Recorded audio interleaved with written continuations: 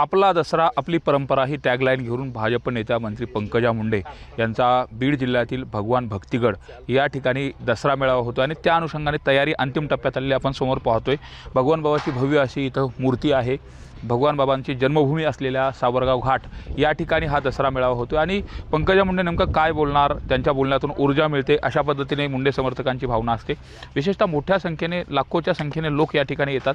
नेमकं उद्या पंकजा मुंडे काय बोलणार याकडे सर्वांचं लक्ष तसं उत्सुकता आहे। नेमकं पंकजाताई काय बोलणार आणि उद्या त्यांच्या बोलण्यातून कुठली ऊर्जा मिळते? हे बघा, आपण पाहू शकतो की ही परंपरा आहे। गेल्या 10 वर्षापासून ही परंपरा जन्मभूमी राष्ट्रसंत भगवान बाबांच्या पदस्पर्शाने पावन झालेल्या भूमीत हा दसरा मेळावा पार पडतो।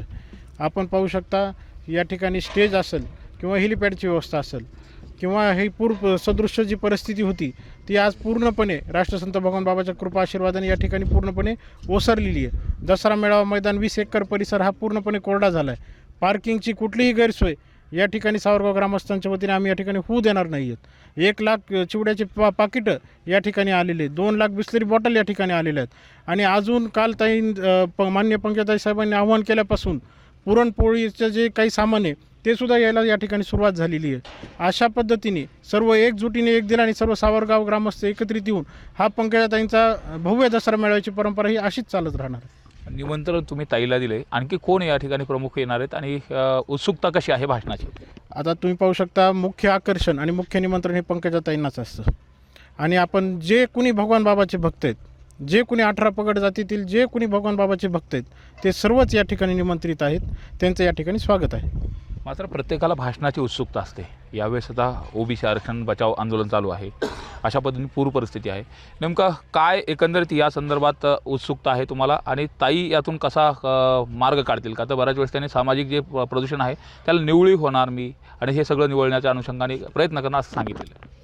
हे पहा, हा जो दसरा मेळावा आहे, दसरा मेळाव्याला पंकजाताई साहेब संबोधित करतात।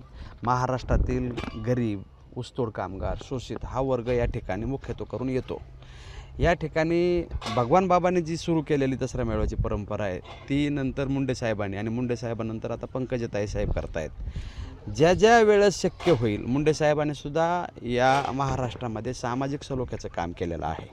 त्याच पद्धतीने ताईसाहेबांचं सुद्धा महाराष्ट्रामध्ये या भागामध्ये सामाजिक सलोखा कसा राखला जाईल यासाठी त्यांचा प्रयत्न असतो।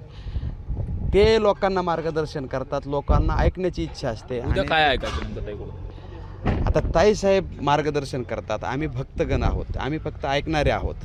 ते जे सांगतात ते ऐकण्यासाठी आणि त्यातनं आम्हाला एक ऊर्जा मिळते, एनर्जी मिळते आणि त्यातनं पुढं आमचं मार्गक्रमण होतं।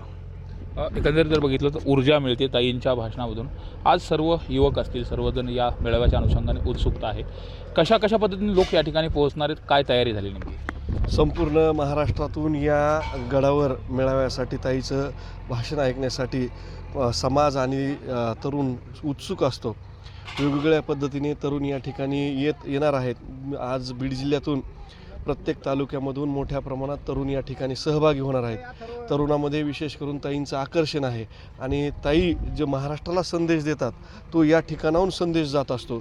या ठिकाणाहून एक नवीन ऊर्जा प्राप्त होत असते युवकांना आणि ऊसतोड कामगारांना। या ठिकाणाहून जी खरा संदेश मिळत असतो यासाठी तरुण मोठ्या संख्येने उद्या या ठिकाणी सहभागी होणार आहेत। मागच्या वर्षी धनुभाऊ देखील या मेळाव्यात सहभागी झाले होते, यावर्षी तशा पद्धतीने सहभागी होणार आहेत? आत्ताच स्थानिकचे आमचे सरपंच यांनी सांगितलं की ताई हे मुख्य आकर्षण आहेच, परंतु जे भगवान बाबांचे भक्त आहेत त्या सर्वांना निमंत्रण दिलेलं आहे।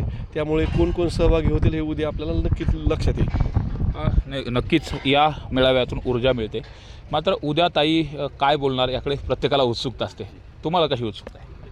अगदी सालाबादप्रमाणे प्रत्येक वर्षी ताई एक नवी वेगळी ऊर्जा संबंध महाराष्ट्राला, इथे उपस्थित असलेल्या जनसमुदायाला तसेच महाराष्ट्रात असलेल्या जनतेला सामाजिक सलोखा, एक चांगले विचार आणि चांगली प्रेरणा देणारी ऊर्जा त्यांच्या विचारातून व्यक्त करत असतात आणि निश्चित त्याचप्रमाणे याही वर्षी काहीतरी नवीन त्या सर्वांसाठी देतील अशी अपेक्षा आहे। बीड जिल्हा त्याचबरोबर मराठवाड्यातील जी सामाजिक वीण उसवलेली आहे ती वीण परत पूर्ववत करण्याच्या अनुषंगाने उद्या पंकजाताई बोलतील असा विश्वास कार्यकर्त्यांनी व्यक्त केला आहे. तयारी जय्यत सुरू आहे. मोठ्या संख्येने लोक या ठिकाणी येण्याच्या अनुषंगाने देखील तयारी केलेली.